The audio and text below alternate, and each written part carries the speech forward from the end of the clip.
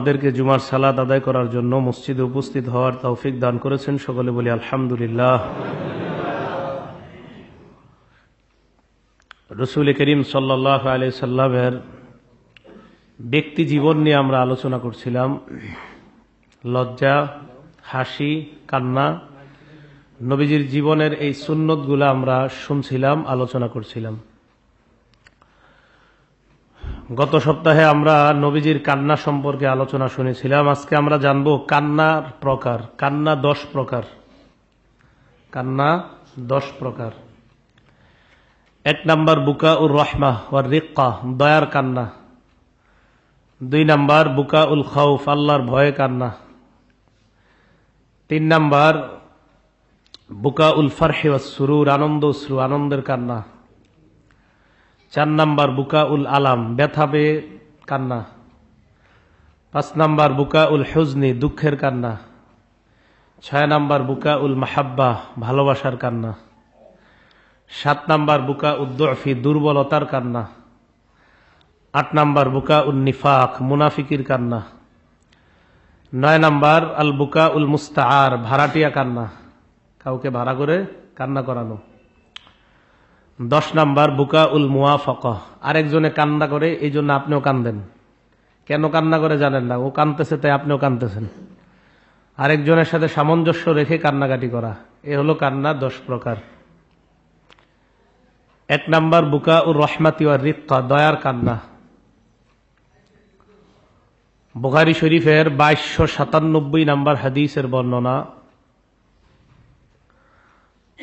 আম্মাজান আয়েশা সিদ্দিকা রাদিয়াল্লাহু তাআলা আনহা থেকে বর্ণনা, তিনি বলেন, লাম আকিল আবাওয়াইয়া কত্তু ইল্লা ওয়াহুমা ইয়াদিনানিদ-দীন। আমার বুঝজ্ঞান হওয়ার পর আমার আব্বা আম্মাকে আমি দ্বীনের উপরই পেয়েছি। আমার বুঝজ্ঞান হওয়ার পর আমার আব্বা আম্মাকে আমি ধর্ম পালন করতে দেখেছি। বুঝজ্ঞান হওয়ার পর থেকে দেখেছি যে তারা ধর্ম পালন করে। ওয়ালাম ইয়ামুরু আলাইনা ইয়াউমুন ইল্লা ইয়াতিনা ফীহি রাসূলুল্লাহ সাল্লাল্লাহু আলাইহি ওয়াসাল্লাম। বুঝজ্ঞান হওয়ার পর এমন কোন দিন যায় নাই যেই দিন নবীজি আমাদের বাসায় বুকরতা ওয়া আশিয়া, সকাল সন্ধ্যা আসে নাই। প্রত্যেক দিনই দেখেছি আমি নবীজি সকালে সন্ধ্যা আমাদের বাসায় আসতেন। ফালাম্মা তুলিয়াল মুসলিমুন, মুসলমানরা যখন নির্যাতনের শিকার হলো, অন্যান্য মুসলমানদের ন্যায় খরাজা আবু বকরিন সিদ্দিক রাদিয়াল্লাহু তাআলা আন মুহাজিরান কিবাল আল হাবাসা। আবু বকর সিদ্দিক রাদিয়াল্লাহু তাআলা আনহু হাবশার দিকে উনি হিজরত করতে রওনা করলেন। হাবশায় হিজরত করতে রওনা করার পর হাত্তা ইদা বালাগা বারকাল গিমাদ বা গমাদ, বারকুল গিমাদ নামক জায়গায় যখন আবু বকর সিদ্দিক পৌঁছলেন, লাকিয়াহু ইবনুদ দাগিনা, ইবনুদ দাগিনা নামে একজনের সাথে ওনার সাক্ষাৎ। কি বললাম নামটা? ইবনুদ দাগিনা। ওয়া হুয়া সাইয়্যিদুল কারা, তিনি কারা সম্প্রদায়ের নেতা ছিলেন। কি নাম? ইবনুদ দাগিনা।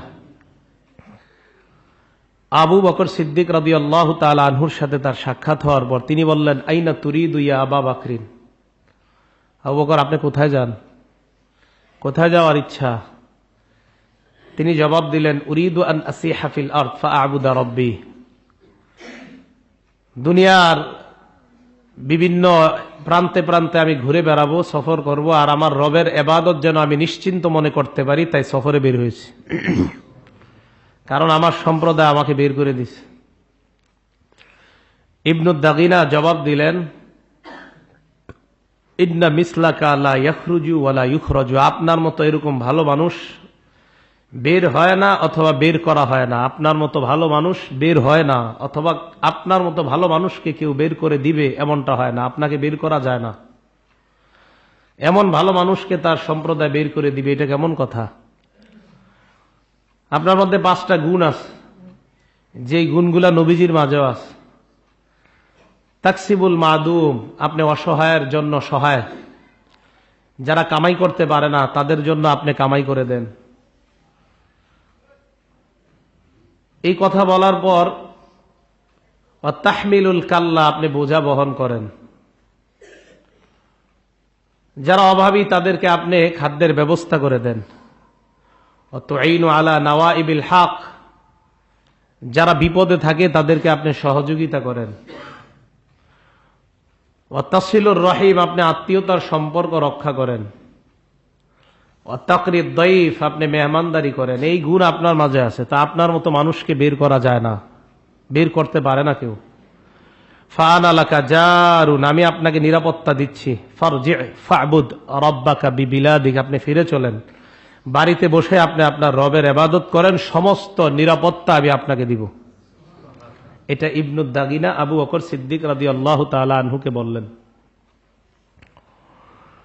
ফারতাহালা ইবনুদ দাগিনা ফারাজা মা আবি বকরিন, আবু বকর সিদ্দিক রাদিয়াল্লাহু তাআলা আনহুকে নিয়ে ইবনুদ দাগিনা ফিরে আসলেন।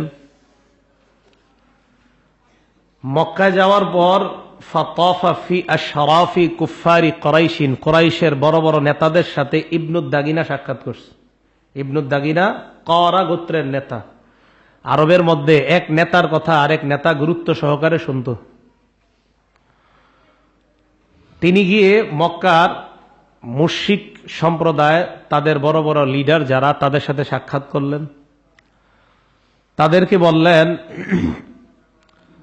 ইন্না আবা বকরিন লা ইয়াখরুজু মিসলুহু ওয়া লা ইখরাজ, আবু বকর সিদ্দিক এমন একজন মানুষ, তিনি বের হতে পারে না, তাকে বের করা যায় না। আতুখরিজুনা রাজুলান, আপনারা কি এমন একজন লোককে আপনাদের এলাকা থেকে বের করে দিতে চান? ইয়াকসিবুল মাদুম, যে অসহায়ের সহায়, সহযোগিতা করে। ওয়াসিলুর রহিম, যে আত্মীয়তার সম্পর্ক রক্ষা করে। ওয়াহমিলুল কাল্লা, যে বোঝা বহন করে। ওয়াইনু আলা নাওয়াইবিল হক, যারা বিপদে থাকে তাদেরকে সহযোগিতা করে। ওয়াকরিদ দাইফা, যিনি মেহমানদারি করে, তাকে আপনারা কেন বের করে দিবেন? আমি তাকে নিরাপত্তা দিচ্ছি, আপনারাও নিরাপত্তা দেন, আমি দেখব বাকিটা। মক্কার কাফেররা ইবনুদ দাগিনার কথা মেনে নিল। হাদিসের বর্ণনা, ফানফাদাত কুরাইশুন জিওয়ারা ইবনুদ দাগিনা, ইবনুদ দাগিনার এই নিরাপত্তাটা তারা মেনে নিল। তবে শর্ত দিল। তারা ইবনুদ দাগিনাকে বলল, তুমি আবু বকরকে বলবা, মুর আবা বকরিন ফালইয়াবুদ রাব্বাহু ফি দারিহি। আবু বকর কয়েকটা শর্ত মানতে হবে। এক, তিনি আজকে থেকে ইবাদত করবে শুধু তার ঘরে। 2 নাম্বার, ফালইউসাল্লি, তিনি নামাজ পড়বে তার ঘরে। তার রবের যত ইবাদত ঘরে করবে, নামাজ পড়বে তার ঘরে। ওয়ালিয়াকরা মা শাআ, তিনি যা মন চায় পড়বে, তবে ঘরে। 4 নাম্বার, ওয়ালা ইউজিনা বিজালিকা, এই ইবাদত বন্দিগি ইত্যাদির মাধ্যমে আমাদেরকে যেন কষ্ট না দেয়। কষ্ট মানি, নামাজ পড়লে আমরা কষ্ট পাই, কোরআন পড়লে আমরা কষ্ট পাই, এটা যেন আমাদের সামনে না করে। এই জাতীয় মানসিকতা সম্পন্ন মুসলমানদের মাঝেও পাবেন। নাটক, সিনেমা, গান টান যদি হয়, ওনাদের কষ্ট লাগে না। যেই মাত্র কোনো মাইকের মধ্যে একটা কোরআন হাদিসের কথা হবে, আর হুজুররা কাজ পায় না, সারাদিন ঘ্যান ঘ্যান, কান নতা হয়ে যাচ্ছে। গানের সময় এই সমস্ত কথা বলে না, বড় এর মেয়ে ছেলেই গান গায়, এটা কোনো ব্যাপার হয় না তখন, বুঝেন নাই? তো এই জাতীয় মুসলমানদের মাঝেও পাবে। এই মুসলমান নয়, মুনাফিক মার্কা শয়তান, এ নিঃসন্দেহে। এটা কখন? যদি দেখেন মাইকের স্বভাব যদি তার খারাপ হতে পারে, কোনো রুগী মানুষ, মাইকের আওয়াজ খারাপ লাগতেই পারে, কিন্তু উনি গান, নাটক, সিনেমা ইত্যাদি কানে আসলে এটি বলে না, কোরআন হাদিস আসলে এটা বলে, বুঝতে হবে ঝামেলা। তো কাফেররা বলল, লা ইউজিনা বিজালিকা, সে এই ইবাদত করে যেন আমাদেরকে কষ্ট না দেয়। কষ্ট মানি, আমাদের সামনে এগুলা করলে আমাকে খারাপ লাগে। ওয়ালা ইস্তালিনু, আর একটা কথা, কোনোভাবেই যেন সে প্রকাশ্যে এই ইবাদত না করে, কোনোভাবেই। এই 5 শর্ত যদি মানতে পারে, তাও বকরকে আমরা নিরাপত্তা দিলাম। হাদিসে আসছে, ফাআমানু আবা বকরিন, আবু বকরকে তারা নিরাপত্তা দিল এই শর্ত মেনে নিলে। ইবনুদ দাগিনা আবু বকর সিদ্দিকের সাথে সাক্ষাৎ করলেন, করার পর বললেন যে এই কথা কাফেররা বলছে। ফাতাফিকা আবু বকরিন ইয়াবুদু রাব্বাহু ফি দারিহি। আবু বকর সিদ্দিক রাদিয়াল্লাহু তাআলা সম্মতি প্রকাশ করলেন, ঠিক আছে, আমি ঘরেই ইবাদত করব, আমি ঘরেই নামাজ পড়ব, আমি ঘরেই কোরআন পড়ব। ওয়ালা ইস্তালিন, উনি ওয়াদা করলেন, আমি প্রকাশ্যে কোনো ইবাদত করব না। ইবনুদ দাগিনা কাফেরদেরকে জিজ্ঞাসা করছিল যে প্রকাশ্যে ইবাদত করলে সমস্যাটা কি?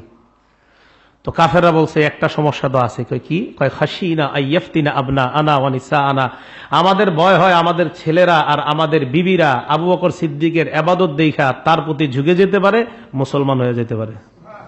কি ভয়ঙ্কর ভয়! এই ভয়ের কারণে আবু বকর সিদ্দিক যেন প্রকাশ্যে ইবাদত না করে। এইভাবেই চলতে থাকলো। আবু বকর সিদ্দিক রাদিয়াল্লাহু তাআলা আনহু ঘরেই ইবাদত করে। কথাগুলো বোঝার চেষ্টা করবেন। তো কিছুদিন এইভাবে যায়, তো দেখলো মোটামুটি পরিবেশ শান্ত। আবু বকর সিদ্দিক রাদিয়াল্লাহু তাআলা আনহু পরিবেশের দিকে লক্ষ্য করে উনি চিন্তা করলেন, সুম্মা বাদালি আবি বকরিন, আবু বকর সিদ্দিক মনে করলেন আমার বাহিরে ইবাদত করা নিষেধ, অন্তত ঘরের বাহিরে, ঘরের আশেপাশে, ঘরের ভিতর আর ইবাদত করতে অতটা ভালো লাগে না। একটু যদি বাহিরে গিয়ে আল্লাহর ইবাদত করতে পারতাম, বাহিরে বলতে ঘরের আশেপাশেই, নফল নামাজ ইত্যাদি এগুলা ঘরের ভিতরে যাই হোক ইবাদত, ফরজ নামাজগুলা বা যে ইবাদত গুলা আপনার বাহিরে গিয়ে করা পুরুষদের জন্য, ওইগুলা ঘরে করতে যারা জামাতে নামাজ পড়ে অভ্যস্ত, তারা ঘরে নামাজ পড়ে মজা পায় না।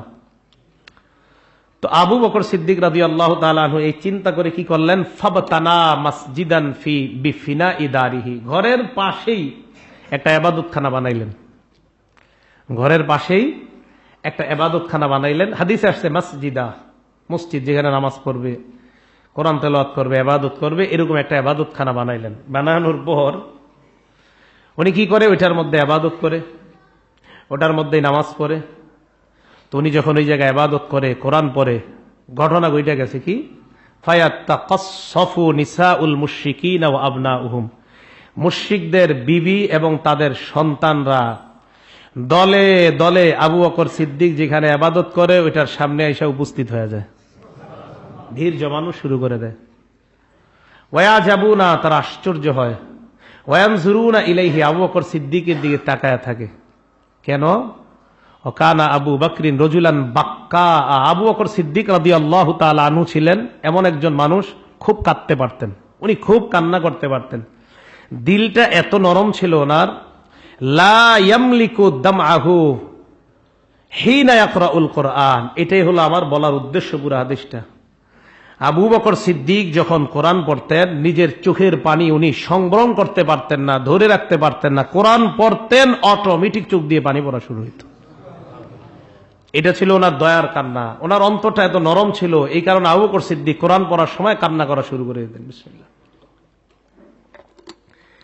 আবু বকর সিদ্দিক যখন এইভাবে কান্না করে, মুশরিকদের বিবিরা, তাদের সন্তানরা অবাক হয়ে তাকায় থাকে। দল দিন দিন বাড়তেছে, মানুষ বাড়তেছে, উনি ইবাদত করলেই সবাই শুধু দেখে। ফাফজা যালিকা আশরাফা কুরাইশিন, কুরাইশদের লিডারদেরকে বিষয়টা ভাবিয়ে তুলল, তাদেরকে এটা ঘাবড়িয়ে তুলল। ফারসালু ইলা ইবনি দাগিনা, ওই যে করা গোত্রের নেতার কাছে সংবাদ পাঠাইছে, এই মিয়া তুমি কি কইলা, হইল কি, তাড়াতাড়ি আসো। কদিমা আলাইহিম, তিনি তাদের সাথে দেখা করতে আসলেন। আসার পর কাফেররা বলল, ইন্না কদ আজারনা আবা বকরিন আলা আন ইয়াবুদা রাব্বাহু ফি দারি,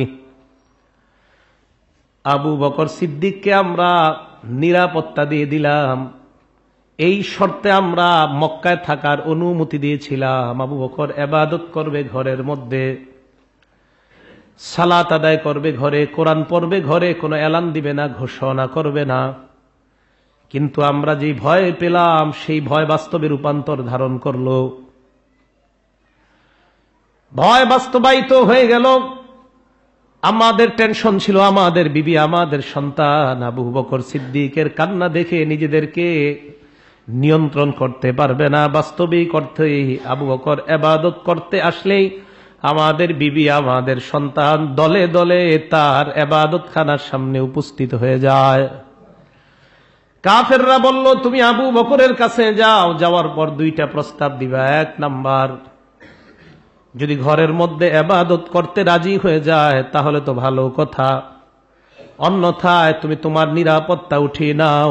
ওই জামানায় কাফেরদের চুক্তিগুলোও ছিল বড় চমৎকার, খেয়ানত করতো না, চুক্তি, তারা কাফেররাও চুক্তির রক্ষা করত। বর্তমান যুগে মুসলমানদের এমন অনেক স্বভাব আছে যে স্বভাবগুলা কাফেরদের মাঝেও ছিল না। যেটা আমি একদিন বলছি, মক্কার কাফেররাও মিথ্যা কথা বলতে লজ্জা পাইতো, যা মুসলমান লজ্জা পায় না। বুখারী শরীফের হাদিস দিয়ে দলিল দিছি। রাসূল করিম সাল্লাল্লাহু আলাইহি সাল্লামের সাহাবা আবু বকর সিদ্দিক রাদিয়াল্লাহু তাআলা আনহু ওনাকে দুই প্রস্তাব দিবা। এক নাম্বার ইবাদত করতে ঘরে যদি করতে পারে করবে, দুই নাম্বার যদি আমাদের প্রস্তাব মেনে না নেয় তুমি তোমার নিরাপত্তা নামা উঠিয়ে নিবা, এরপর আমরা যা করার করব। ইবনু দাগিনা আবু বকর সিদ্দিক রাদিয়াল্লাহু তাআলা আনহুর কাছে যাওয়ার পর বললেন, আবু বকর আপনার মনে আছে কিনা কি শর্তে আপনাকে নিরাপত্তা দিয়েছিলাম? আবু বকর সিদ্দিক রাদিয়াল্লাহু তাআলা আন জবাব দেয়, হ্যাঁ আমার মনে আছে। ইবনু দাগিনা কয়, হয়তো ঘরে ইবাদত করবেন, অন্যথায় আমি আমার নিরাপত্তা উঠিয়ে নিব, কোনটা চান? এই জায়গায় আবু বকর সিদ্দিক যে জবাবটা দিলেন, এই জবাব আমি আপনার আমাদের সকলের হওয়া দরকার। আবু বকর সিদ্দিক জবাব দিলেন, আরুদ্দু জিওয়ারাকা, আমি তোমার নিরাপত্তা এই মুহূর্তে প্রত্যাখ্যান করছি, তোমার নিরাপত্তা ফিরিয়ে দিলাম। আর দাবি জিওয়ারিল্লাহ, আমি আল্লাহর নিরাপত্তায় সন্তুষ্ট আছি। তুমি কি নিরাপত্তা দিবে? নিরাপত্তা দিবে কে? আল্লাহ। তুমি কি নিরাপত্তা দিবা? রাসূলুল্লাহ ইয়াওমাইযিন বিমক্কা, নবী মক্কায় ছিলেন, তখন মুসলমানদের উপর কঠিন নির্যাতন। আল্লাহ নবী সাহাবাদেরকে বললেন, কদ উরিতু দারা হিজরাতিকুম, আমাকে স্বপ্নে হিজরতের স্থান দেখানো হয়েছে। আবু বকর সিদ্দিক বললেন, হুজুর আসলে দেখছেন? কয় হ্যাঁ, অচিরেই আল্লাহ মনে হয় আমাকে বলবে হিজরত করার জন্য। সাহাবারা যারা হাবশার দিকে হিজরত করতে রওনা করেছিলেন, আল্লাহ নবী তাদেরকে ইঙ্গিত দিয়ে বুঝিয়ে দিয়েছেন, আমাকে আল্লাহ হিজরত করার হুকুম যখন করবে, আমার স্বপ্নে মনে হচ্ছে হুকুমটা মদিনার দিকে হবে।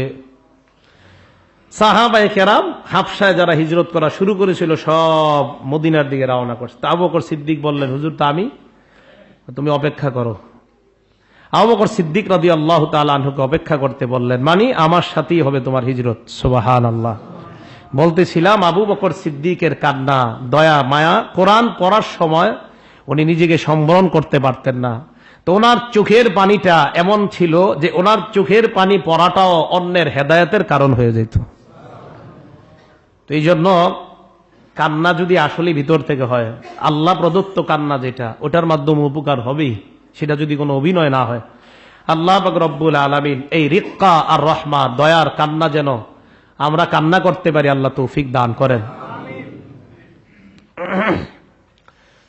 দুই নাম্বার আরেকটা দৃষ্টান্ত আমরা দেখি, বুখারী শরীফের 466 নাম্বার হাদিস। এই হাদিসের বর্ণনাকারী আবু সাঈদ খুদরি রাদিয়াল্লাহু তাআলা।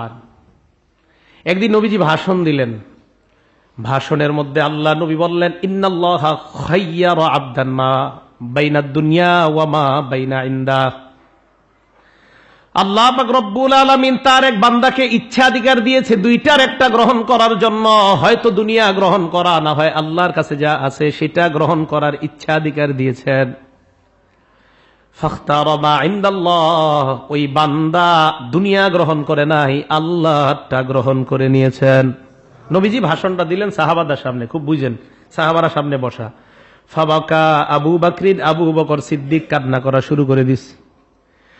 সাহাবারা সবাই অবাক। আবু সাঈদ খুদরি বলেন, ফাকুলতু ফি নাফসি, আমি মনে মনে বললাম, মা ইউবকি হাদা শাইখা, এই মুরব্বী কেন কান্না করে? আবু বকর সিদ্দিক রাদিয়াল্লাহু তাআলা আনহু তখন বয়স্ক সাহাবা। তো হাদিসের ভাষায় এই যে শেখ মানে এই মুরব্বী কেন কান্না করে? কোন জিনিস তাকে কাঁদায়? কোন জিনিস এই মুরব্বীকে কাঁদায়? আমরাও তো নবীর কথা শুনলাম, সব সাহাবারা আমরা স্বাভাবিক আছি, উনি হঠাৎ এই কথা শুনে কান্না করা কেন শুরু করলেন? মনে মনে এই কথা বললাম আর বললাম, ইয়াকুনিল্লাহু খায়্যারা আবদান বাইনাদ দুনিয়া ওয়া মা বাইনা ইনদাহ, আল্লাহ যদি তার কোন বান্দাকে দুনিয়া আর আখিরাত গ্রহণ করার ইচ্ছাধিকার দেয়, বান্দা যদি আখিরাত গ্রহণ করে, এতে ওনার কি সমস্যা? আবু বকর সিদ্দিক রাদিয়াল্লাহু তাআলা আনহু ক্ষতি কি? ভালো জিনিসই তো গ্রহণ করেছে বান্দা। আবু সাঈদ খুদরি হাদিসের শেষে বলেন, ওয়াকানা আবু বকরিন আলামানা, পরে বুঝতে পারলাম আবু বকর ছিলেন আমাদের মাঝে সবচেয়ে জ্ঞানী সাহাবা। নবীর ওই কথার মর্ম আমরা বুঝি নাই, বান্দা আমরা কে এটা বুঝতে পারি নাই, তবে আবু বকর তার মেধা খাটিয়ে বুঝতে পেরেছেন ওই বান্দা অন্য কেউ নয়, ওই বান্দা হলেন আল্লাহর রাসূল সাল্লাল্লাহু আলাইহি ওয়াসাল্লাম। নবীর সময় আর বেশি দিন বাকি নাই, আল্লাহর নবী আমাদের থেকে বিদায় নিয়ে নিবেন। এটা বুঝতে পেরে আবু বকর সিদ্দিক কান্না করা শুরু করে দেয়। দয়া মায়ার কান্না বুঝতে পেরেছেন আবু বকর সিদ্দিক রাদিয়াল্লাহু তাআলা। তাহলে আবু বকর সিদ্দিকের যে কান্নাটা, এই কান্নাটার জন্য আল্লাহর কাছে প্রয়োজনে দোয়া করবেন যে আল্লাহ এই কান্না, মাবুদ আপনার কোরআন শুনলে, আপনার নবীর হাদিস শুনলে, কথা শুনলে অটোমেটিক যে কান্নাটা, আল্লাহ আমাদেরকে এই কান্না আপনি দান করেন। অন্তর নরম হয়, বিগলিত হয় যে কান্নায়। আমরা আরেকটা হাদিস শুনি বুখারী শরীফের হাদিস নাম্বার 664 নাম্বার হাদিস। এই হাদিসের বর্ণনাকারী আম্মাজান আয়েশা সিদ্দিকা রাদিয়াল্লাহু তাআলা আনহা। দেখেন নবীজি অসুস্থ, নবীজি অসুস্থ। হাদিসটা এইভাবে বুঝি, আসওয়াদ রহমতুল্লাহি আলাই বলেন, কুন্না ইনদা আয়েশা রাদিয়াল্লাহু তাআলা আনহা, আমরা আম্মাজান আয়েশা সিদ্দিকার সামনে ছিলাম। ফাযাকারনাল মুওয়াযাবাতা আলাস সালাহ, আমরা নামাজের গুরুত্ব সম্পর্কে আলোচনা করছিলাম। নামাজের গুরুত্ব নিয়ে আমরা আলোচনা করছিলাম। আমরা আম্মাজান আয়েশা সিদ্দিকার ছাত্র ছিলাম। হঠাৎ আম্মাজান আয়েশা সিদ্দিকার সামনে নামাজের গুরুত্ব আলোচনা করার পর আম্মাজান আয়েশা সিদ্দিকা বললেন, নামাজের গুরুত্ব তোমাদেরকে কি বলবো, ভালো করে তোমরা শোনো। লাম্মা মারিদ রাসূলুল্লাহ সাল্লাল্লাহু আলাইহি ওয়াসাল্লাম মারাদাহুল্লাযী মাতা, নবী যখন অসুস্থ হইলেন, ওই অসুস্থ, যে অসুস্থতায় আল্লাহ নবী দুনিয়া থেকে বিদায় নিয়ে নেয়। 13 দিন অসুস্থ ছিল। কয়দিন? 13 দিন। তো এই অসুস্থতায় নবীজি বিদায় নিয়েছেন। এই অসুস্থতা হওয়ার পর ফাহাদারাতিস সালাহ, একদিন নামাজের সময় হয়ে গেছে। উযিনা, আযান দেওয়া হয়েছে। নামাজের জন্য সাহাবারা তৈরি, আল্লাহ নবীর ইমামতি করবে, কিন্তু ইমাম সাহেব ঘর থেকে বের হয় না। ইমাম সাহেব রাসূলুল্লাহ সাল্লাল্লাহু আলাইহি ওয়াসাল্লাম। নবীজি বললেন, মুরু আবা বকরিন ফাল্লিসাল্লি বিন্নাস, আমার সাহাবা আবু বকরকে বলো, আবু বকর যেন ইমাম হয়ে সাহাবাদেরকে নামাজ পড়ায়া দেয়। বলো। সাহাবারা হয়রান, কি কয় এটা, নবী থাকতে আবু বকর সিদ্দিক রাদিয়াল্লাহু তাআলা আনহু ইমামতি করবে? হ্যাঁ, হযরত আলী রাদিয়াল্লাহু তাআলা আনহুর ভক্তরা ভালো করে শোনেন কথাটা, ঠিক না? কার ভক্তরা? আলী রাদিয়াল্লাহু তাআলা আনহুর কিছু মূর্খ ভক্ত আছে। মূর্খ ভক্ত বুঝেন, মানে বুঝে না, না বুঝে আলী রাদিয়াল্লাহু তাআলা আনহুর মাকাম আবু বকরের চেয়ে বাড়ায়া দেয়। বাড়ায়া দিতে দিতে এমন বাড়ায় একদম ঝামেলা করে ফেলে। আল্লাহ হেফাজত করেন। আবু বকর সিদ্দিক রাদিয়াল্লাহু তাআলা আনহুকে নবীজি বলছেন, ওরে বলো ইমামতি করতে। তো আম্মাজান আয়েশা বলেন, আমি বললাম। এক হাদিসে আসছে আমি বললাম, আর এই হাদিসে আসছে ফাকিলা, নবীজিকে বলা হলো। এই বুখারীর এই হাদিসটাতে 664 নাম্বার হাদিসে আসছে ফাকিলা, নবীকে বলা হলো। আর অন্য বর্ণনায় আছে যে আমি বললাম। হুজুর আব্বারে এটা বললেন না আপনি, আব্বা পারবে না। আর এই হাদিসে আসছে ফাকিলা, নবীকে বলা হলো, হুজুর আবু বকর সিদ্দিক নামাজ পড়াইতে পারবে না সাহাবাদেরকে নিয়ে। নবীজি কেন? তো বললেন, আবু বকর রজুলুন আসিফ, উনি নরম মানুষ, নরম দিল ওনার। ইযা কামা ফি মাকামিকা, আপনার জায়গায় যদি দাঁড়ায়, লাম ইয়াস্তাতি আইয়ুসাল্লিয়া, নামাজ পড়াইতে পারবে না, কারণ আপনার জায়গায় দাঁড়াইলে ওনার চোখ দিয়ে অটোমেটিক পানি পড়া শুরু হবে। হুজুর পারবে না, দিল নরম। নবীজি দ্বিতীয়বার বললেন, আবু বকরকে বলো নামাজ পড়াইতে। আবার তারা বললেন আদু, তারা বললেন হুজুর পারবে না। নবী 3 নাম্বার বার বললেন, আবু বকরকে বলো নামাজ পড়াইতে। আবার তারা কয় পারবে না। নবী কয়, ইন্না কুন্না সাওয়াহিবু ইউসুফ, তোমরা ইউসুফ নবীর ওই নারীদের মতো খালি বক বক করো। ইউসুফ নবীর সামনে জুলাইখার বান্ধবীরা বক বক করছে, এরকম করো কেন? খালি বলছি না পড়াইতে, আবু বকরকে বলো পড়াইতে নামাজ। তো সাহাবারা বললেন পড়ান ইনশাল্লাহ, নবী যেহেতু বলছে সমস্যা হবে না আশা করি। আবু বকর সিদ্দিক নামাজের সামনে যায়, ইমামতির সামনে। আমার নবী যে এই জায়গায় দাঁড়িয়েছে ওখানেই, সুবহানাল্লাহ, নবীজি উপস্থিত। নবীজি উপস্থিত দুনিয়াতে, এই কথা বুঝে আসছে? এটা অন্য কিতাবের বর্ণনা না, কোরআনের পরে বিশুদ্ধ গ্রন্থ বুখারী শরীফের হাদিস। নবীজি যেখানে দাঁড়ায় ওখানে দাঁড়াইলেন আবু বকর সিদ্দিক রাদিয়াল্লাহু তাআলা। দাঁড়ানোর পর নামাজে দাঁড়াইছে। আল্লাহ নবী ইতিমধ্যেই, মানে অসুস্থতা, তো নামাজ যখন দাঁড়ায় গেছে, ওই সময় ফাওয়াজাদা রাসূলুল্লাহ ফি নাফসিহি খিফা, নবী কেমন যেন অনুভব করতেছে আমার অসুস্থতাটা একটু কম কম লাগে। সুবহানাল্লাহ। সাহাবা 2 জনের কাঁধে ভর দিলেন। ভর দেওয়ার পর ইউহাদা বাইনা রাজুলাইন, 2 জনের কাঁধে ভর দিয়ে আল্লাহ নবী মসজিদের দিকে রওনা করলেন। মসজিদে রওনা করছে। আম্মা জান আয়েশা বলেন, নবীজি এত দুর্বল ছিলেন, কান্নি আনজুরুরি জিলাইহি তাকুত্তানি মিনাল ওয়াজঈ, ব্যথার কারণে পাগুলাও সুন্দরভাবে উঠাইতে পারে না, পাগুলাও হেসরাইতে হেসরাইতে মসজিদে যাচ্ছে। কষ্ট আছে এখনো, ব্যথা। তো আম্মা জান আয়েশা সিদ্দিকা বলেন, নবী যখন মসজিদে ঢুকছে, আবু বকর সিদ্দিক আরাদা আইয়া তাআখারা, চাইছে ওই মুহূর্তেই পিছনে চলে যাবে, মানে ইমামতি থেকে। নবীজি পিছন থেকে ইঙ্গিত করছেন, না ওখানে দাঁড়াও, সুবহানাল্লাহ, দাঁড়াও।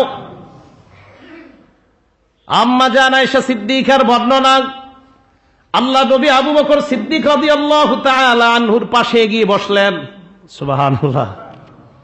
বসার পর আবু বকর সিদ্দিক নামাজ পড়াইলেন, সাহাবারা তার ইমামতিতে নামাজ পড়ছে। শুধু তাই নয়, আমার নবী আবু বকর সিদ্দিকের ইমামতিতে নামাজ আদায় করেছেন। ইঙ্গিত, আমার পরে যিনি নেতা হবে মুসলমানদের, সে হবে আবু বকর সিদ্দিক রাদিয়াল্লাহু তাআলা। তাহলে দেখেন, নবীর উপস্থিতিতে যিনি নামাজ পড়ায়, ওনার মাকাম কম না বেশি? এই হাদিস থেকে আমরা যে বিষয়টা জানলাম, আম্মা জান আয়েশা সিদ্দিকা বলেন যে আবু বকর এমন মানুষ যে নিজেকে নিয়ন্ত্রণ করতে পারে না, নামাজে দাঁড়াইলে, নবীর জায়গায় দাঁড়াইলে কান্না করা শুরু করে দিতে পারে। তো বুঝাইতে চাইলাম, এই কান্নাটা আল্লাহর কাছে দোয়া করে যদি নিতে পারেন, যে নামাজে দাঁড়াইলে আপনার মন নরম, অটোমেটিক চোখে পানি এসে যায়, এটা যদি অর্জন করতে পারেন, আপনাকে জান্নাতে যাওয়ার ঠেকাবে কে? সত্যি বলছি, আল্লাহ পাক রব্বুল আলামিন এই কান্নাটা আমরা যেন অর্জন করতে পারি, আল্লাহ তৌফিক দান করেন। মুসল্লিদের মধ্যে একদল এমন হয়ে যায় যে যারা নামাজে দাঁড়াইলে ইমাম সাহেব কোরআন তেলাওয়াত শুরু করলেই তার চোখে পানি আসে, জাহান্নামের কোন একটা কথা আসলেই এতটুকু বুঝে, হারে জাহান্নামের ভয়াবহতা নিশ্চিত আলোচনা হচ্ছে, তো চোখে পানি এসে যায়। এটা অটোমেটিক, ইচ্ছা করে না, অটোমেটিক পানি আসে, দয়া থেকে, মায়া থেকে, ভয়ে চোখের পানি এসে যাওয়াটা, এটা আল্লাহর পক্ষ থেকে।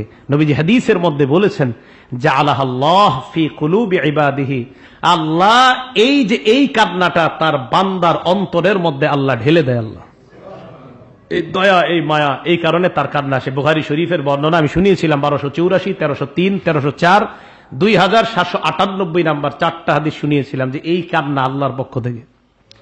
রাসূল করিম সাল্লাল্লাহু আলাইহি ওয়াসাল্লাম ওনার সাহাবাদেরকে এমন ভাবে গড়েছেন যে তারা সালাতের মধ্যে দাঁড়াইলে অটোমেটিক চোখের পানি আসা। তো আমরা ওই নবীর উম্মত, আল্লাহ এমন মুসলমান হওয়ার তৌফিক দান করেন। কয় নাম্বার গেল কান্নার প্রকার? এক নাম্বার প্রকারের 3টা উদাহরণ জানলাম। দ্বিতীয় প্রকার বুকাউল খাউফ, ভয়ে কান্না করা, আল্লাহর ভয়ে।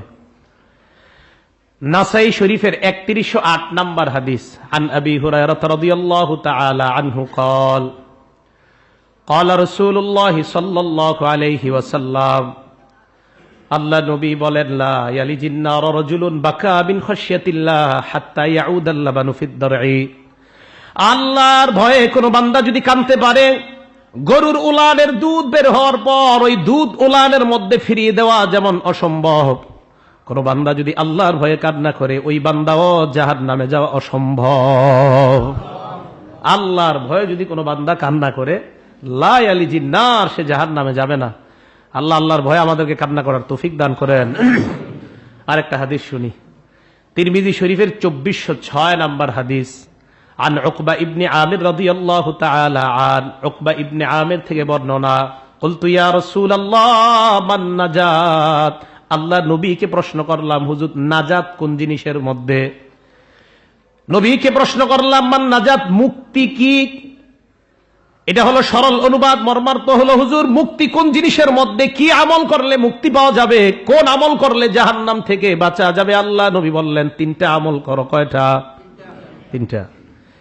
3টা অবলম্বন তোমার মধ্যে আনো। 1 নাম্বার, নবীজি বললেন, আমসিক আলাইকা লিসানাক, তোমার এই জবান তুমি নিয়ন্ত্রণ করো। কি নিয়ন্ত্রণ করো? জবান। এটা দ্বারা কাউকে কষ্ট দিও না, গীবত করবা না, এটা নিয়ন্ত্রণ করো, এটা নিয়ন্ত্রণ করো। 1 নাম্বার। 2 নাম্বার, ওয়াল ইয়াসআকা বাইতুকা, তোমার ঘর যেন তোমার জন্য প্রশস্ত হয়। মানে কি? বাহিরে গিয়ে গুনাহের পরিবেশে যেন তুমি থাকতে না হয়, আড্ডাবাজি যেন করতে না হয়, কাজের পর যেন বাসায় আসতে পারো, সালাত ইত্যাদি আদায় করার পর যেন আড্ডাবাজি না হয়। তোমার কাজ হবে তোমার কর্মস্থল মসজিদ আর বাসা, অন্য কিছু যেন না হয়। ওয়াল ইয়াসআকা বাইতুক, তোমার ঘর যেন তোমার প্রশস্ত হয়, সিগারেট টানতে যেন বাইরে যাওয়া না লাগে, অনেক কি করে রাতের বেলা খায় একটু বাইরে যায়, এই নিয়তে একটু টাইনা টুইনে আসবে। হ্যাঁ, কি আজীব ব্যাপার। বিবির সামনে তো লজ্জা পায় এটা খাইতে, বিবির সামনে অনেকে লজ্জা পায়, তো এই জন্য বাহিরে গিয়ে খায়। আপনার কি মানসিকতা, আপনি বিবির সামনে লজ্জা পান তাই বাহিরে গিয়ে খান, ঠিক না? এটা দড়ি জাহান্নামের দড়ি নামক খাদ্যের সাথে মিলে। হ্যাঁ, কি নামক খাদ্য? আমি অনেক আগে বলেছিলাম, জাহান্নামের দড়ি নামক খাদ্যের সাথে সিগারেট মিলে যায়। আচ্ছা, কথা এসে গিয়েছে তো বলেই দিই, সূরা গাশিয়া না, সূরা হাল আতাকা হাদিসুল গাশিয়া, হ্যাঁ সূরা গাশিয়া। তো এই সূরা গাশিয়ার আয়াত নাম্বার 6 এবং 7 আল্লাহ কয় জাহান্নামীদের একটা খাদ্য হলো দরি লা ইউসমিনু ওয়ালা ইউগনি মিন জু, যে খাদ্য স্বাস্থ্য বাড়ায় না, ক্ষুধাও নিবারণ করে না। দুনিয়াতে গবেষণা করলে এই জাতীয় খাদ্যের মধ্যে একটা খাদ্য বিড়ি, সিগারেট। এটা স্বাস্থ্য বাড়ায় না, ক্ষুধাও নিবারণ করে না। এই সিগারেট জাহান্নামের দরি নামক খাদ্যের সাথে মিলে যায়। এবার খাবেন না না খাবেন আপনার ব্যাপার। আর যাই হোক, তোমার ঘর যেন তোমার জন্য প্রশস্ত হয়, এখানে যেন তুমি থাকতে পারো। বলেন তো, সিগারেট কার সাথে মিলে? দরি নামক খাদ্য। এটা স্বাস্থ্য বাড়ায় না, এটা ক্ষুধা নিবারণ করে না। তা আপনি মিলান, দুনিয়ার এই বিড়ি সিগারেট এটা স্বাস্থ্য বাড়ায় না, ক্ষুধাও নিবারণ করে না। এমন নির্লজ্জ, মানুষের সামনে না খাইতে পারে বাথরুমে বসে টানে। আল্লাহ হেফাজত করেন। এই কথা বলার পর নবীজি 3 নাম্বার বললেন, ওয়াবকি আলা খাতিআতিক, তোমার গুনাহের জন্য তুমি আল্লাহর কাছে কান্নাকাটি করো। 1 নাম্বার জবান নিয়ন্ত্রণ করো। 2 নাম্বার তোমার ঘর যেন তোমার প্রশস্ত হয়ে যায়, এর মানে গুনাহের পরিবেশে যেন তোমার যেতে না হয়। আপনারা কবেন, হুজুর গুনাহের পরিবেশ বাহিরে কেন? ঘরের মধ্যে যেই সিনেমা হল চালু করছি, বাহিরে আর কি যাব? বিষয়টা এমন না, মানে আপনার ঘর থাকার অর্থ হলো আপনার যেন গুনাহ না হয়। 3 নাম্বার রবকি আলা খাতিআতিক, তোমার গুনাহের জন্য তুমি কান্নাকাটি করো। মান নাজাত, নবী বলেন এই 3টা গুণ অর্জন করে নাও, আল্লাহর জাহান্নাম থেকে তোমাকে আল্লাহ নিরাপত্তা দিয়ে দিবেন। নাজাত, তোমাকে মুক্তি দিয়ে দিবেন। মনে থাকবে না?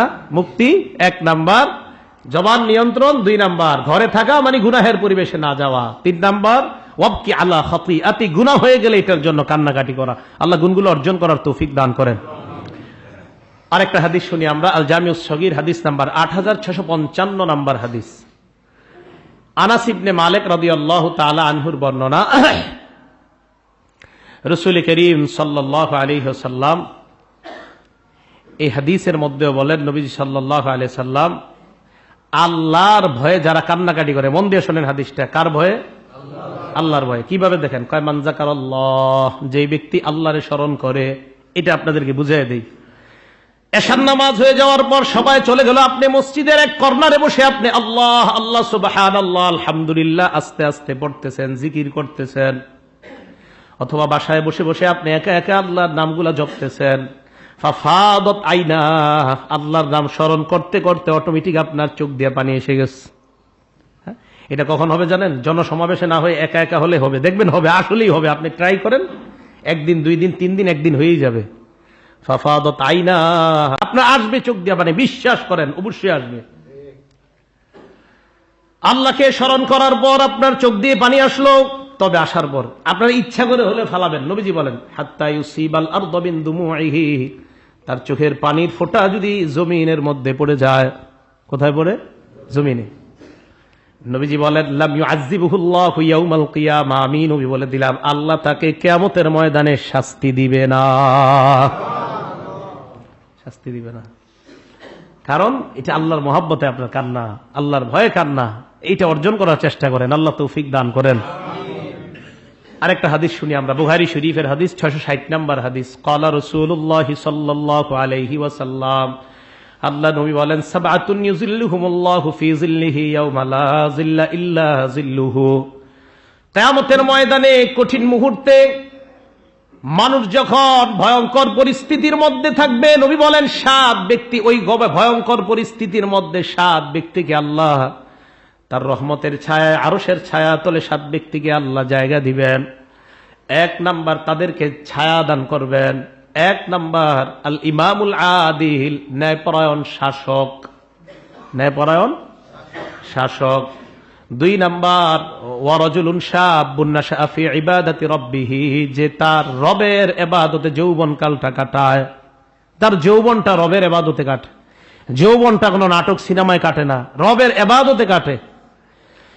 তিন নাম্বার, ওয়ারাজুলুন কলবুহু মুআল্লাকুন ফিল মাসাজিদ, যার অন্তরটা সব সময় মসজিদের সাথে লেগে থাকে। ফজর পড়ার পর টেনশনে থাকে কখন জোহর পড়বে, জোহর পড়ার পর দিল থাকে মসজিদের সাথে। বাজারে যায় আসরের পরে, আসরের পর বাজারে যাওয়ার পর যদিও সদায় করে, দিলটা থাকে মসজিদের সাথে কখন মাগরিবের আজান হবে। দোকানে ব্যাগটা বাজারের ব্যাগটা রাইখাই তাড়াতাড়ি মসজিদের পানে ছুটে যায়। এইভাবে যাদের দিলটা মসজিদের সাথে লেগে থাকে, রাতে শোয়ার সময় বিবিকে বলে যা হোক আর না হোক তুমিও এলাম দাও আমিও এলাম দিলাম, দুনিয়ার সব মানতে রাজি, আমি ফজর ছাড়তে পারবো না, ফজরের সময় অবশ্যই আমাকে ডেকে দিবা। এইভাবে যাদের দিলটা মসজিদের সাথে লেগে থাকে। চার নাম্বার, ওয়ারাজুলানে তাহাব্বা ফিল্লাহ ইজতামা আলাইহি ওয়া তাফাররাকা, দুই ব্যক্তি একজন অপরজনকে আল্লাহর জন্য ভালোবাসে, এই দুইজন একজন আরেকজনের সাথে রাগ করে আল্লাহর জন্য, আবার একত্রিত হয় আল্লাহর জন্য। পাঁচ নাম্বার, ওয়ারাজুলুন দাআতহু ইমরাআতুন যাতু মানসিবিন ওয়া জামালিন, অথবা তলাবাতহু ইমরাআতুন যাতু মানসিবিন ওয়া জামাল, কোন ব্যক্তিকে একজন সুন্দরী বংশীয় নারী ডাকছে অপকর্ম করার জন্য। ফাকালা ইন্নী আখাফুল্লাহ, ওই ব্যক্তি কয় আমি আল্লাহকে ভয় পাই। ছয় নাম্বার, ওয়ারাজুলুন তাসাদ্দাকা আখফা, ওই ব্যক্তি যেই ব্যক্তি সদকা করে এমন গোপনে সদকা করে হাত্তা লা তা'লামা শিমালুহু মা তুনফিকু ইয়ামিনুহু, ডান হাত কি সদকা করলো বাম হাত জানে না। এটা হলো 6 নাম্বার। 7 নাম্বার, 6 নাম্বারের উদ্দেশ্য হলো ইখলাসের সাথে দান করা। দান যদি দেখা করলে অন্য মানুষ দানে উদ্বুদ্ধ হয়, এটাও ভালো দান।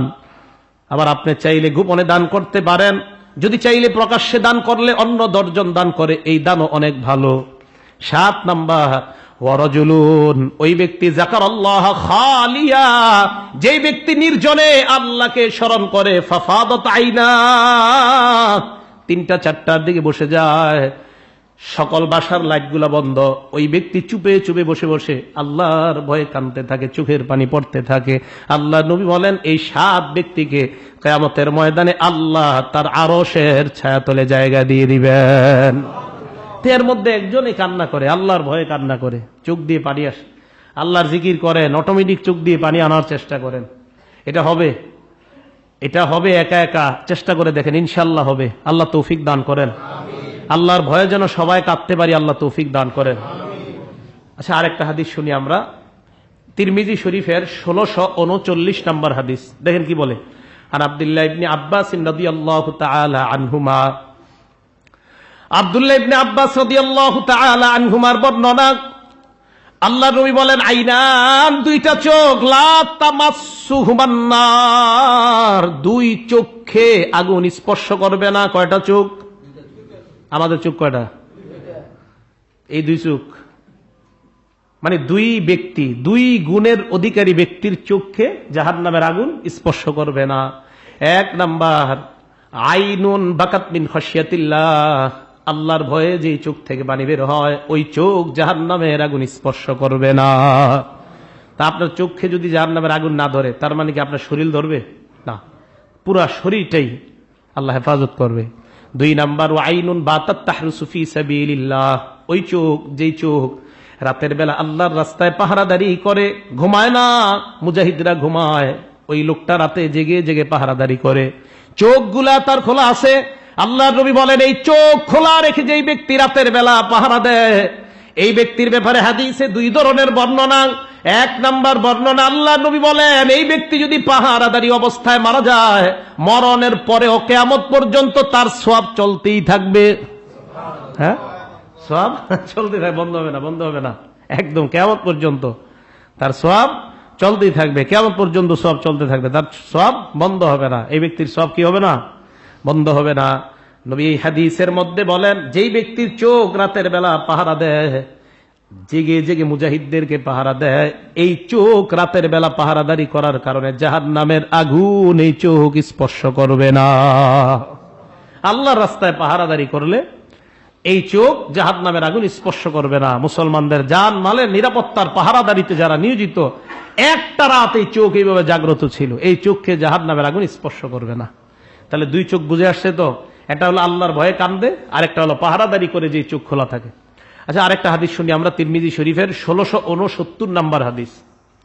এই হাদিসের বর্ণনাকারী আবু উমামা রাদিয়াল্লাহু তাআলা আনহু, তিনি বলেন, ক্বালা রাসূলুল্লাহ সাল্লাল্লাহু আলাইহি ওয়াসাল্লাম, আল্লাহ নবী বলেন, লাইসা শাইউন আহাব্বু ইলাল্লাহ, আল্লাহর কাছে দুইটা ফোঁটা, মিন কতরাতাইন ওয়া আসারাইন, আল্লাহর কাছে দুইটা ফোঁটা এবং দুইটা চিহ্ন, এই দুই ফোঁটা আর দুই চিহ্নর থেকে অধিক প্রিয় আর কোনো কিছু নাই। কয় ফোঁটা, কয় চিহ্ন? ফোঁটা দুইটা কি? নবীজি ব্যাখ্যা করে বলতেছেন, ফোঁটা দুইটা হলো, এক নাম্বার কতরাতু দুমুইন মিন খাশিয়াতিল্লাহ, আল্লাহর ভয়ে যে চোখের পানি বের হয়, একটা ফোঁটাও যদি বের হয়, কয় ফোঁটা? এই এক ফোঁটা চোখের পানি আল্লাহর কাছে দুনিয়ার সবচাইতে বেশি দামি হয়ে যায়। আল্লাহর ভয়ে আপনার এক ফোঁটা চোখের পানি আল্লাহর কাছে সবচেয়ে প্রিয়, আল্লাহর কাছে সবচেয়ে প্রিয়। আল্লাহ আমাকে সহ আপনাদের সকলকে আল্লাহর ভয়ে যেন এক ফোঁটা চোখের পানি আমাদের চোখে আসে, আর এটা যেন আল্লাহর কাছে দামি হয়ে যায়। আল্লাহ তৌফিক দান করেন। আর একটা ফোঁটা কি? আল্লাহর রাস্তায় যদি এক ফোঁটা রক্ত প্রবাহিত হয়, জিহাদের ময়দানে যদি এক ফোঁটা রক্ত প্রবাহিত হয়, এই এক ফোঁটা রক্ত আল্লাহর কাছে দুনিয়ার সবকিছুর চাইতে প্রিয় হয়ে যায়। বাকি রইল কয়টা? দুইটা চিহ্ন। এক নাম্বার চিহ্ন হলো আসারুন ফি সাবিলিল্লাহ, জিহাদের ময়দানে আপনি বের হয়েছেন, আল্লাহর রাস্তায় বের হয়েছেন, বের হওয়ার পর একটা পা ফালাইছেন, ফালাইতে দেরি, এই পায়ের চিহ্নটা আল্লাহর কাছে দুনিয়ার সব চাইতে দামি চিহ্ন হয়ে যায়। আরেকটা কি? আরেকটা আমাদের সবার এটা অর্জন করা সম্ভব। ওয়া আসারুন ফি ফারিদাতিন মিন ফারাইদিল্লাহ, আল্লাহর কোন ফরজ আদায় করতে গিয়ে যদি চিহ্ন হয়ে যায়, নামাজ পড়তে পড়তে যদি কপালে দাগ হয়ে যায়, সুবহানাল্লাহ, এই চিহ্ন আল্লাহর কাছে দুনিয়ার সব কিছুর চাইতে দামি হয়ে যায়। হ্যাঁ, আল্লাহর কাছে দামি হয়ে যায়। তাহলে কপালে দাগ হওয়া, ইচ্ছা করে আবার দাগ বানাবেন না, পড়তে পড়তে যেন দাগ হয় না। হাসবো না, এটা ইচ্ছা করে না, মানে অর্থাৎ সালাত আদায় করতে করতে এত বেশি আদায় করে যে সালাত পড়তে পড়তে পড়তে পড়তে তার কপালে নামাজের একটা চিহ্ন পড়ে যায়, নামাজের একটা দাগ পড়ে যায়। তো এই কোনো একটা ফরজ বিধান পালন করতে গিয়ে, তো এটা নামাজ ছাড়াও অন্য কোনো ফরজ বিধান পালন করতে গিয়েও যদি কোনো নিদর্শন হয়, কোনো চিহ্ন হয়, এই চিহ্নটা আল্লাহর কাছে দুনিয়ার সবকিছুর চাইতে প্রিয় হয়ে যায়। আচ্ছা, আমরা আরেকটা হাদিস শুনি, ইবনে মাজাহ হাদিস নাম্বার 4197 নাম্বার হাদিস। আব্দুল্লাহ ইবনে মাসউদ রাদিয়াল্লাহু তাআলা আনহুর বর্ণনা। বিসমিল্লাহির রাহমানির রাহিম। আল্লাহুম্মা লাকাল হামদু ওয়া লাকাশ শুকরু। আব্দুল্লাহ ইবনে মাসউদ রাদিয়াল্লাহু তাআলা আনহুর বর্ণনা, ক্বালা রাসূলুল্লাহ সাল্লাল্লাহু আলাইহি ওয়াসাল্লাম, আল্লাহ নবী বলেন, কি বলে দেখেন, মা মিন আবদিন মুমিনিন, মন দিয়ে শোনেন, মা মিন আবদিন মুমিনিন, কোন ইমানদার বান্দার, বলেন তো সবাই কার? কোন ইমানদার বান্দার, ইয়াখরুজু বিন আইনাইহি দুমুউন, তার দুই চোখ থেকে যদি পানি বের হয়, মিসলা রাসিজ যুবাব, মাছির মাথা পরিমাণ, মাছির মাথা কিন্তু ছোট, এই মাছির মাথা পরিমাণ যদি কোন ইমানদারের চোখ থেকে পানি বের হয়, মাছির মাথা পরিমাণ, নবীজি বলেন, হাররামাহুল্লাহু আলান নার ইল্লা হাররামাহুল্লাহু আলান নার, কোন ব্যক্তির চোখ থেকে যদি আল্লাহর ভয়ে মাছির মাথা পরিমাণ সামান্য পানি বের হয়, ইল্লা হাররামাহুল্লাহু আলান নার, আল্লাহর নবী কয় এই বান্দাটা জাহান্নামের আগুনের জন্য হারাম হয়ে যায়। হাররামাহুল্লাহ, আল্লাহ তাকে জাহান্নামের আগুনের জন্য হারাম করে দেয়, তার জন্য জাহান্নামের আগুন হারাম। মাছির মাথা পরিমাণ চোখের পানি বের হয় আল্লাহর ভয়ে কারো, তাকে আল্লাহ জাহান্নামে দিবে না, জাহান্নামের আগুন তার জন্য আল্লাহ হারাম করে দেয়। এই হলো আল্লাহর ভয়ে যদি কান্নাকাটি করতে পারি, আমাদের জন্য এই ফজিলত আল্লাহ রেখে দিয়েছেন। রাসূল করিম সাল্লাল্লাহু আলাইহি সাল্লামের অসংখ্য হাদিসের মাধ্যমে আমরা প্রমাণ পেলাম, আল্লাহর ভয়ে যদি কেউ কান্নাকাটি করতে পারে তাদের জন্য এই ফজিলত। এই হলো কান্নার দ্বিতীয় প্রকার। এক নাম্বার প্রকার ছিল মায়ার কান্না, দুই নাম্বার প্রকার হলো ভয়ের কান্না, তিন নাম্বার কান্না বুকাউল ফারহি ওয়াস সুরুর, আনন্দের কান্না। ইনশাআল্লাহ আগামী সপ্তাহে আল্লাহ পাক রব্বুল আলামিন আজকে আমরা যতটুকু আলোচনা শুনলাম করলাম, আল্লাহর ভয়ের এই কান্না যতদিন না আসবে দোয়া করতেই থাকবো আল্লাহর কাছে, আল্লাহ আমার তো চোখের পানি আসে না, আপনার ভয়ে যেন কাঁদতে পারি, আল্লাহ আমারে তৌফিক দেন, আপনার ভয়ে যেন কাঁদতে পারি, আমাকে তৌফিক দেন, আপনার ভয়ে আমার চোখ থেকে পানি এনে দেন, আল্লাহ এসেই যাবে এক সময় ইনশাআল্লাহ। আর নির্জনে জিকির করা, চোখের পানি যদি আসে ইনশাল্লাহ এসেই যাবে। শুরু করে দেন নির্জনে জিকির, নির্জনে ইবাদত, চুপে চুপে বসে বসে এক জায়গায় আল্লাহকে ডাকতেছেন। আল্লাহ পাক রব্বুল আলামিন এই আমলগুলার মাধ্যমে, এই চোখের পানির মাধ্যমে জাহান্নামের আগুন হারাম করেই যেন আমরা দুনিয়া থেকে কবরে যাইতে পারি। আল্লাহ তৌফিক দান করেন। আমিন। ওয়া আখিরু দাওয়ানা আনিল হামদুলিল্লাহি রাব্বিল আলামিন।